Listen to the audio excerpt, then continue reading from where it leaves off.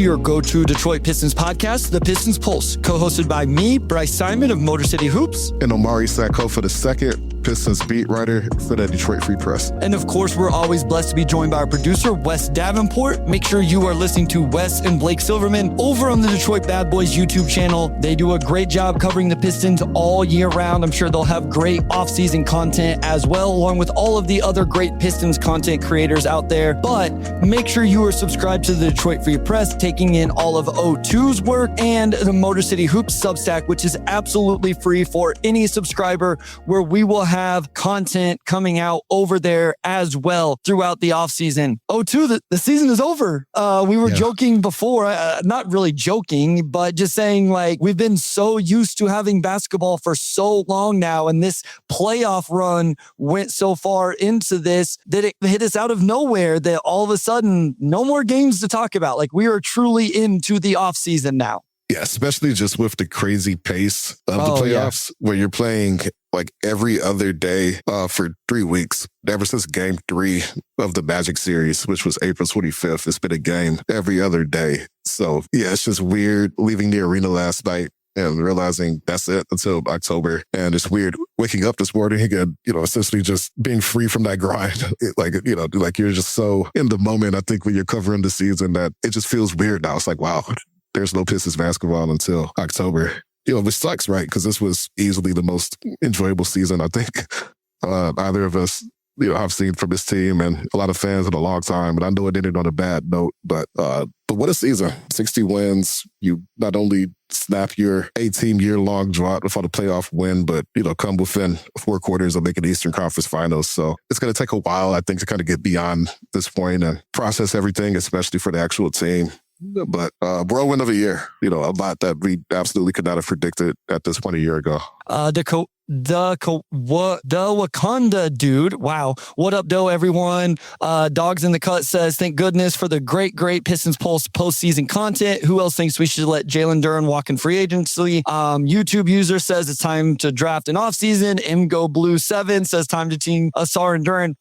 Everybody listening either live or after the fact, this episode is going to skew more season recap. Playoff recap, maybe go back to in terms of what the expectations were for the season, what we saw, all of that. We are going to have plenty of episodes breaking down the offseason. The Jalen Duren conversation around his contract is going to happen. The Jalen Duren and Asar Thompson conversation is going to happen. The number 2 option conversation is going to happen. The over the cap versus under the cap conversation is going to happen. All of it. The NBA draft is going to happen, just not necessarily a deep dive into any of those things today. We're going to go roughly 30 minutes. It's been a long 3 or 4 days for myself. It's been a long season as in general for Omari. I will say, O2, so I keep a number so they stay in order in my Google Drive. I did 100 games this year. You covered 100 games as a beat writer counting preseason. That's just way more than what we're used to. Usually it's 86, and those last, 15 or 20 aren't that in-depth. I mean, it was 100 games of like in-depth X's and O's, roster decisions, lineup decisions, analyzing and breaking down the team. And it was a lot of fun, but it was also just a lot and a lot of work for you with all the travel that goes into that. Oh no. I think O2 is froze here with us on Monday afternoon. So I will go solo here for just a little bit until we get him back. But as I was saying, I keep that Google Drive, and I have 100 Google Docs every game all year. And it kind of hit me last night just how much work that was, how long this season lasted. I do want to quickly just talk about the game that happened on Sunday night. It was obviously very disappointing for Pistons fans. I'm sure for the Pistons players and organization and everybody involved. And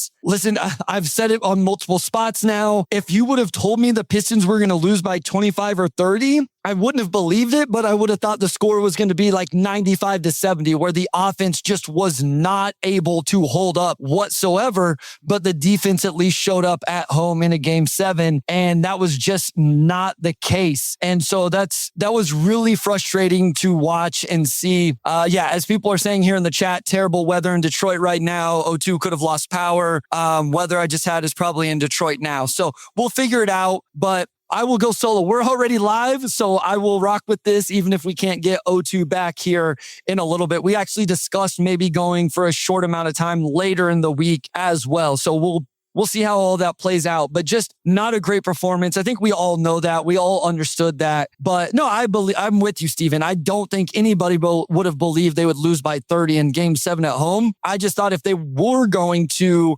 that it wouldn't have been a score where Cleveland scored that many points. I do think Donovan Mitchell was really, really good. I do want to just kind of recap the postseason overall, recap the season overall.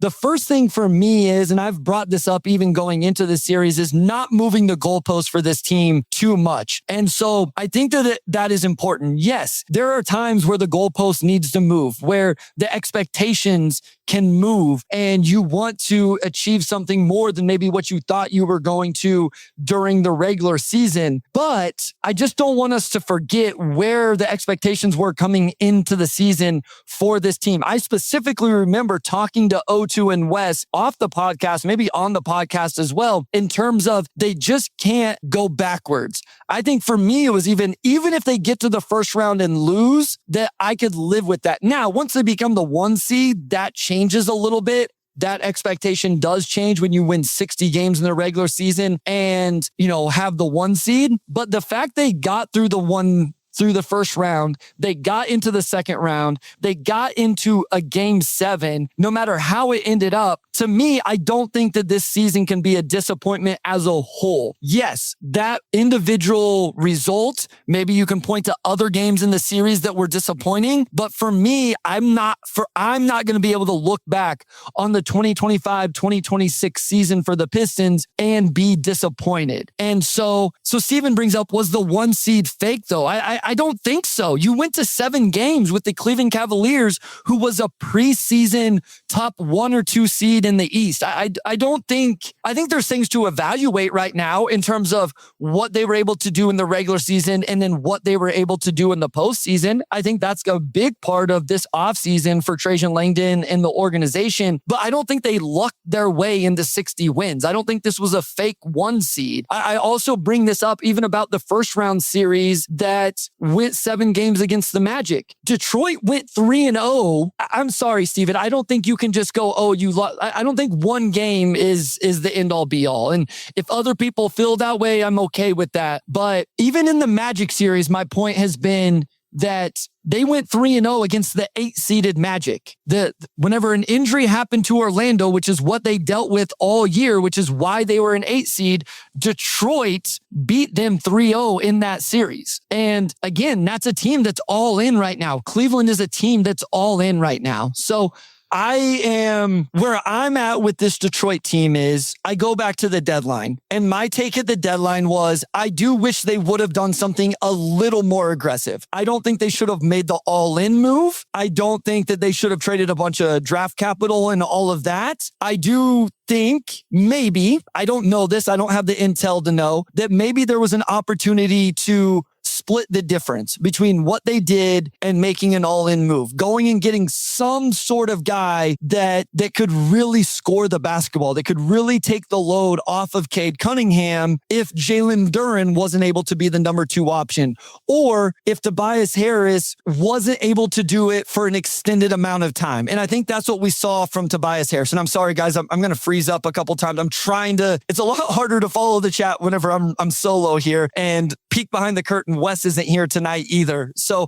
I'm truly by myself right now. So I will try to catch some of the comments as we go through, but a lot of I'm either going to have to pause or I might not catch all of it. But yes, Kobe Y, Io DeSumo. The name I like the most, and this is the most, I have no idea what his availability may have been, was CJ McCollum. And we saw what CJ McCollum was able to do in Atlanta in the playoffs, but who knows how that would have played out in Detroit. So those are some of the names. I didn't want to spend as much time on this, but I did want to get that part out, that for me, this season was not a disappointment whatsoever. Even with how it ended, for me, I will never tell people how to fan. people should fan how they want to fan. If they want to be disappointed, if they want to take something more away from that game 7, I'm not going to tell you to feel a certain way about it.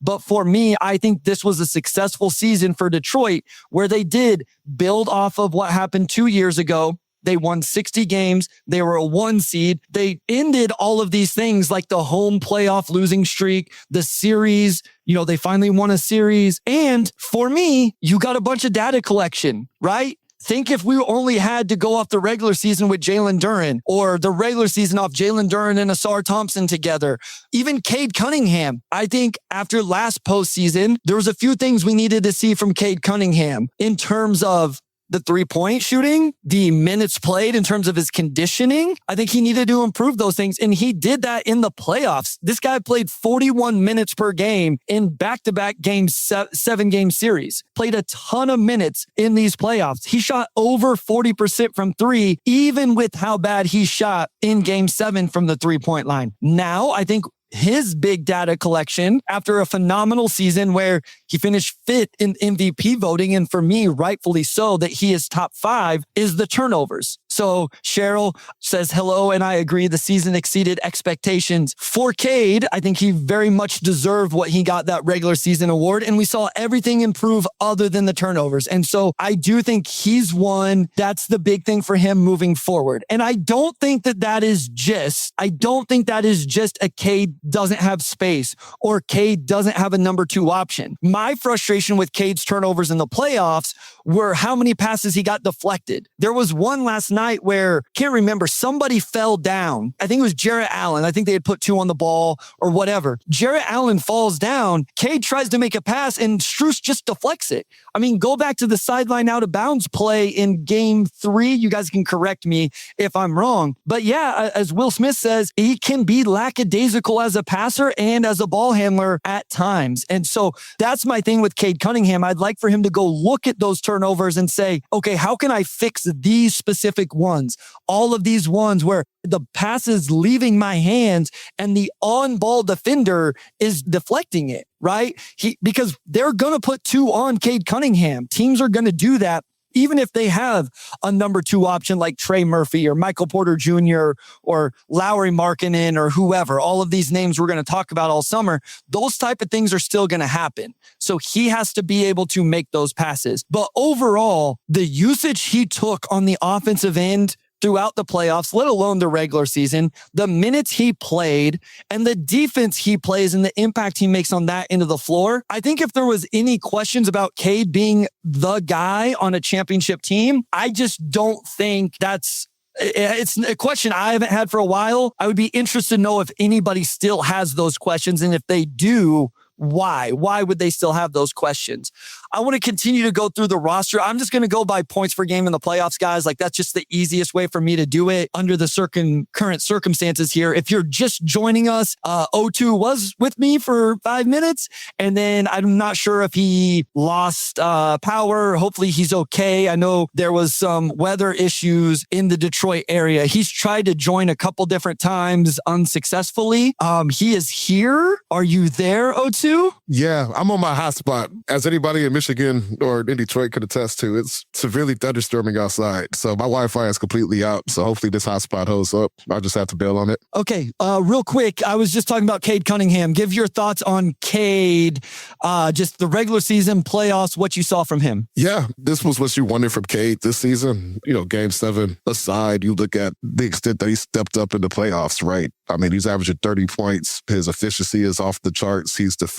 He's doing just about everything you would want him to do as a number 1 guy. And if there was any question about him being a number 1 still to be, coming into this postseason or whatever else, because that certainly was a debate the first few years of his career. I mean, I feel like he silenced that. 3-point shooting especially leveled up completely. Going into last night, he was shooting 44% on pretty high volume. I think he went 0 for 6 last night, so that dipped a bit. But I mean, still to shoot over 40% in the postseason on a roster that's, supposedly without spacing, without help, this and that, says a lot.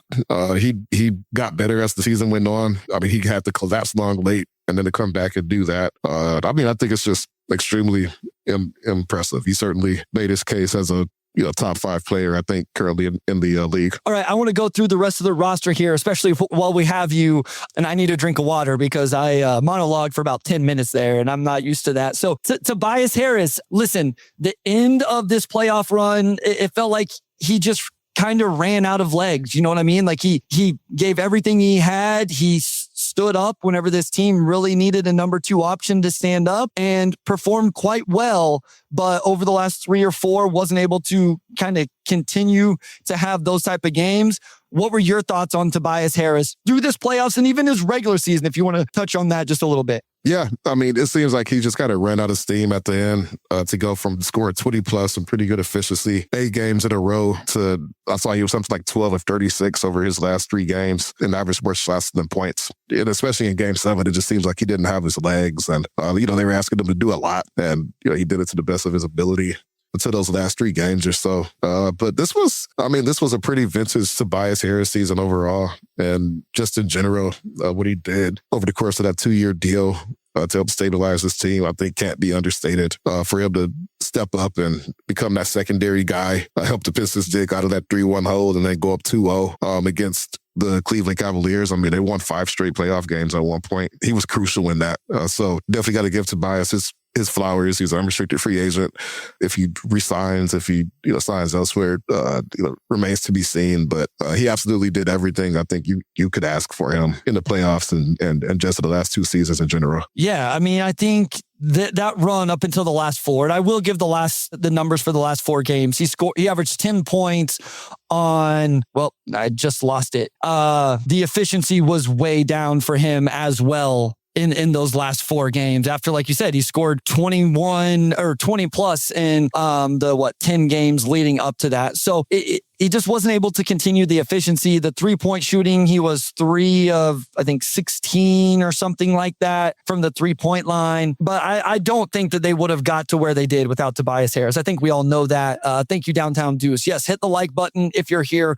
We'll have all sorts of content coming throughout the rest of the summer. We have Joy says, love your show. Hello from Albania. Love it. Love it. Let us know what time it is there because I'm definitely not able to do that one on my own. Let's continue down throughout the playoffs. The 3rd leading scorer was actually Duncan Robinson. Missed 1 game in the playoff run.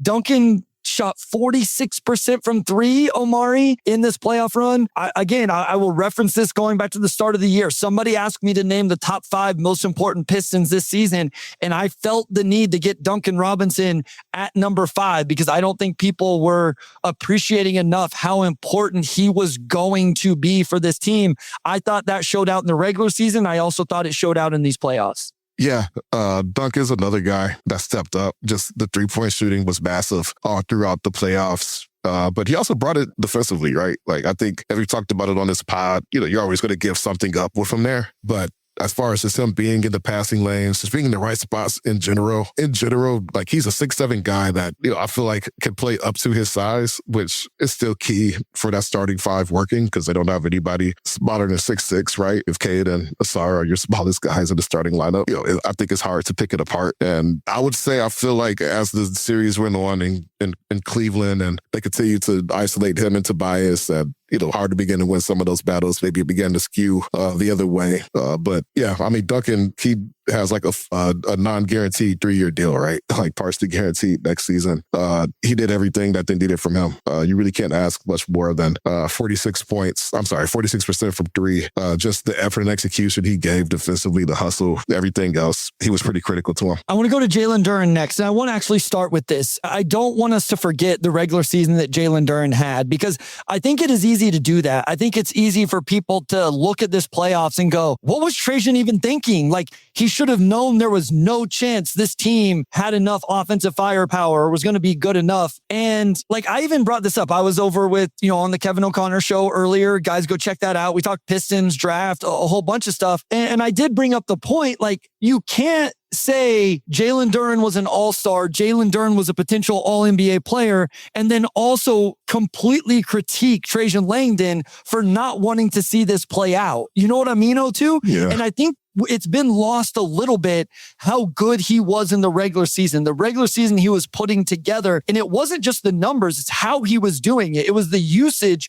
he was getting and the dynamic he was giving this offense. Now, the contract and all of that other thing is a completely different conversation because the playoffs did happen. And so that's the second part of this. I don't think his defense necessarily took a step back. There were multiple games where I thought he was quite fine defensively.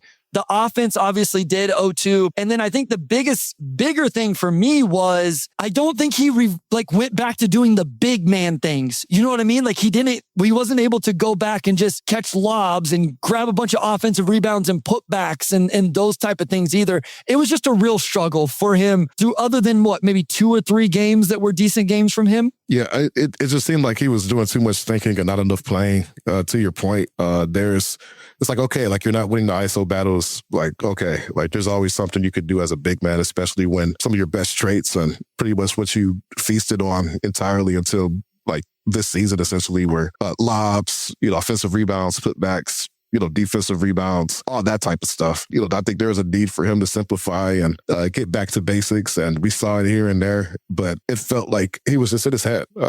He just played like he was in his head. Duran has some of the most automatic hands in the league. For 4 years, like, I don't know if I ever saw this man bobble a pass. And it just felt like he bobbled a pass or a rebound at least once a half throughout the playoffs. And to me, I think that's just mental. It was also his first time, I think, in that type of environment where it's like, okay, like you are the quote unquote number 2 guy. And defenses are treating you a little bit differently. And compared to last year, there's just a different set of expectations. And he did have some good games in there. Like game 6, he was good. I thought game 7, game 1, game 2, against the Magic and in the first 2 against Cleveland, he was good. And I think he had 2 or 3 double-doubles in that stretch as well.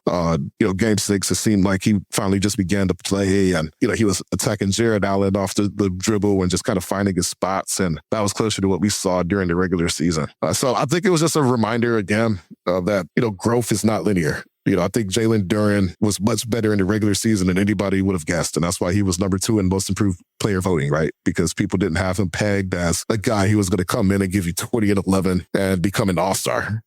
Like a lot of people just didn't have that peg for him. And he exceeded expectations. Had he not done that, the microscope would not be on him in the playoff setting, right?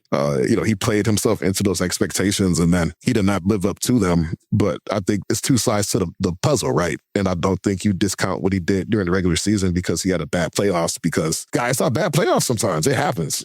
Even stars have had bad playoffs. It's not like Jalen Duran's the first guy to have a great regular season and then underwhelm in the playoffs. Many guys have done that and then have gone on to have very good careers and even more playoff success. Dirk famously was considered a playoff dropper until he had that magical run in 2011 that completely changed the trajectory of how he's been viewed as a Hall of Famer. I mean, so every player's arc is different. I don't think Duran's performance was so bad that you're just like, I'm out on him. And I know a lot of people kind of feel that way right now. But at the end of the day, I think we saw in the games he was good. He just does so much stuff for this team that not only is irreplaceable on this team, but it's also not as easy to replace on the open market. There aren't a lot of bigs with hands as good as his who are as athletic as him, who are net positives on defense and also could attack matchups here and there, right? And, I don't think, even if your takeaway is he's not a number 2 guy, I still think he's a guy that you build around, right? Because he was, I don't think there's ever a point since he was drafted where he carried those expectations until this season. And that's because he played himself into that. That's a bit of a longer spiel. And, I think we can all agree that Duran didn't do everything he needed to do in this playoff series. But, I still think what he does as a player is something that this team can't do without, especially when you look at his relationship with Cade and the 2-man game that worked for him all season. I think you add to that. I don't think you look at it and you say, we just remove this piece altogether. Mark Wilkinson, always appreciate you. And thank you for the super chat. Massive step for the core and information has been gained. Duran was found out. Glad we didn't make a trade and found out after giving picks away. 313. Again, thank you so much for the super chat. Really, really appreciate your support. I want to quickly stay with the center rotation and then we'll get to a couple other guys before we close it out here. We are going to keep it a little bit shorter today, guys. Obviously, O2's having the internet stuff. We will be back potentially later in the week or definitely next week at the beginning of the week with a full episode and really diving into the offseason, the Pistons cap situation. We'll probably have Keith Smith on here in the next couple of weeks. But O2, any thoughts on, I don't know how much we have to dive into the Isaiah Stewart stuff. Nothing has changed since the last time we talked about it. But B-ball Paul, Paul Reed had a really good playoffs in the minutes he was given. I will also say, I think there were a couple games like Game 7 where it wasn't quite as, that energy didn't have the same impact. So I think you see some of his limitations as well as a guy that, coming off the bench. But any thoughts on either of those two guys? Yeah, Paul Reed. It's just been such a fun storyline following him. He comes in. They initially claimed him off of waivers, right? And he was just third big. And even at the time, we talked about his signing and we acknowledged even then, he's a really good player. I mean, he's the backup big on most teams, and it's a luxury for the Pistons to have him as a third big. And their hand was never really forced until this past postseason, where it finally became a genuine debate of, is he more than the third big, right? Should he even be starting? And he did close Game 5. And by close, I mean played all 12 minutes of the fourth and all 5 minutes of overtime, right? Which just does not happen with your third big when the two guys in front of him are healthy. Now, obviously, that's because Duran and Stu both had uneven playoffs. But, Paul Reed also just has a really unique readiness and just a really unique ability to, just find all these different crevices of the game that he can impact. And to watch what he did, with 4 straight double-digit performances, rebounding, just immediately coming in and just finding ways to make an impact. He has very well outperformed whatever expectations were set on him coming in. The financial picture, again, they claimed him off of waivers and then re-signed him to another non-guaranteed deal. I don't...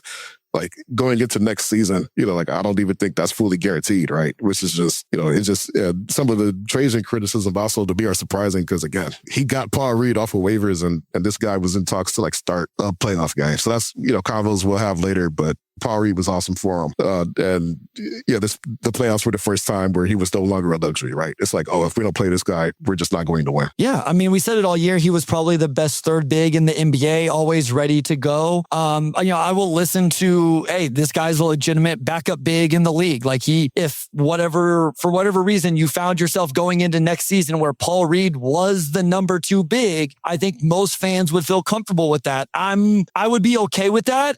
It kind of would depend on how you get there. I will just listen, Paul Reed deserves all the credit he's getting. Absolutely. He was insanely productive. He was ready, all of that. I'm going to push back a little bit on get rid of Duran and Stu and Paul Reed is the center the starting center going into 26-27.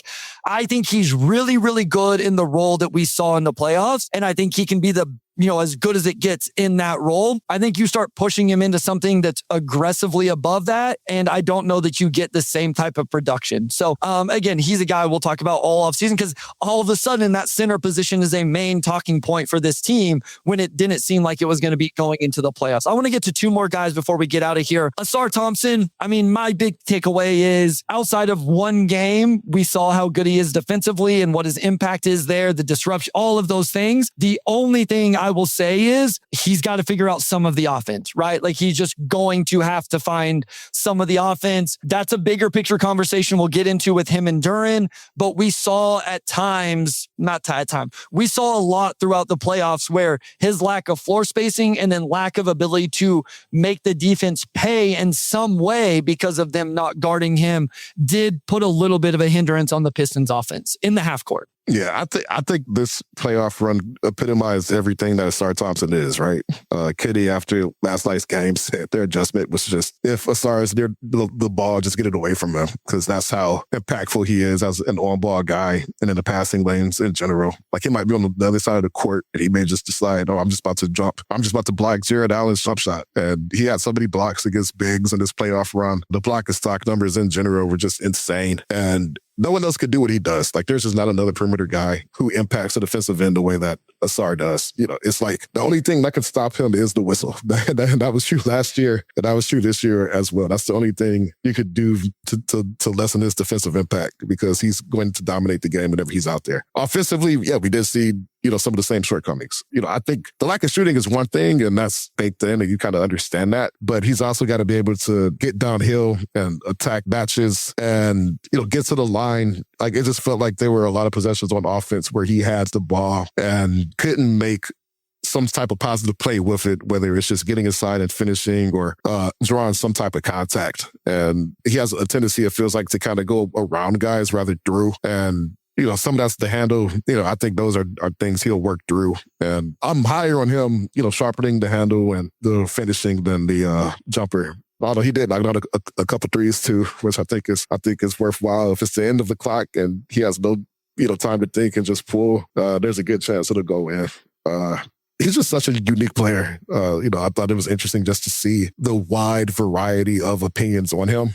How strongly people weight the defense versus some of the shortcomings on offense. And obviously it's going to be a big summer for him too, because he's extension eligible. And I think arguably he was their second most impactful player, so they've got some stuff to figure out this summer, him and the Pistons. All right, last player here, and then we'll get out of here for today. Again, guys, I just want to reiterate, we're going to get into all of this stuff. I know the off season and these conversations is what people want to talk about right now, but we decided we at least wanted to give the season its flowers to an extent, talk about the success that it was in terms of, for me, and I outlined that earlier, and even the playoff run, things that went well, things that didn't, and then we will jump, full into the offseason. But Danis Jenkins started 3 games in these playoffs. I think coming into the year, even though we thought he was an NBA player, I'm not sure I would have assumed that was going to happen. Averaged 9 points. He was their 5th leading scorer. The efficiency numbers were not good, but as we know with Danis, he does not lack confidence. Had a great assist to turnover ratio, especially against certain matchups, can really guard. At times, the size can be a limiting factor to an extent, but for the most part, I don't know. For me, you just see what he did in the regular season. You see what he did in the playoffs. You see that confidence. He does have to get more efficient with the jumper, but ultimately, I think they found a guy that's going to be a part of this rotation moving forward. Yeah, you could probably count on one hand the number of NBA players who had a more prolific rise than Danis to go from, coming into the season on a two-way to like starting games to the second round of the playoffs. That does not happen. It just doesn't happen very often. And I think it's important to keep in mind with anything with him. No one expected he would be in this type of role at all. Like, even if you thought he was going to be an NBA rotation player, which I think we both did, especially after his summer league last year, this dude's got something that's just going to translate and really work out well for him. But, some of it was circumstance. Some of him a lot of it was him rising to the moment, but also just circumstantial on a team that absolutely needed another guy who could just handle the ball and relieve some pressure off of K. Danis, I think somewhat unexpectedly ended up becoming one of the most crucial guys of the playoffs. I thought, an interesting storyline was him struggling initially, right? He wasn't very good against Orlando, and JB stuck with him, and he was much better in the Cavs series than he was in the Orlando series, right? He was allowed to figure it out and kind of work through it. And, I think it did pay off for the Pistons in the end. Danis was great in Game 6, just hit so many big shots. He was the guy who initially got them on the board in Game 7. Nothing was falling early except those 2 threes he took. And he just has a tendency to rise to the moment. And he did all this essentially being a rookie, so he's only going to get better. But I think Danis showed a lot, and he's absolutely going to be a piece of this team moving forward. Yeah, it was really impressive. And again, being able to find that, I think Pistons fans have always kind of searched for this, right? Like, this was one of the big critiques in the era before Trajan Langdon was, where's the quote unquote diamond in the rough, right? Where's the second round pick or the undrafted free agent or the guy we claim off waivers that becomes a rotation piece or, is giving real minutes. And that's what Paul Reed did. That's what Danis Jenkins did. I know we didn't talk about Karis LeVert and Javonte Green, Ron Holland, probably the biggest name here. We will get back into those guys when we talk about the offseason, because there's not very many guys that don't have some sort of, I don't want to say questions, but outside of Cade Cunningham, Tobias is an unrestricted free agent. Duncan Robinson, Karis LeVert, Isaiah Stewart, are all guys that if you want cap space this offseason, a couple of those guys are going to have to move, or one of those guys plus Ron Holland is going to have to move. Danis even is an interesting conversation where they have the club option on him, but, do you just let him play on that? Do you try to do something different? Same thing with Paul Reed. I'm saying keeping them longer term, right? You try to work out something longer term. What is Sasser? I see his name popping up in the chat a lot right now. All of a sudden, we saw him play in the last couple of games of the series. So a ton to talk about with the Pistons offseason. I will quickly just plug, I recorded with Kevin O'Connor over on Yahoo Sports. That's out already right now. We talked about the Pistons. Game Theory is going to have our offseason previews. I'm literally about to record that after this, which will drop, I think, later in the week, maybe the beginning of next week. So and then of course, we'll be back potentially, like we might do a short episode later in the week. I would say more likely we are back next week.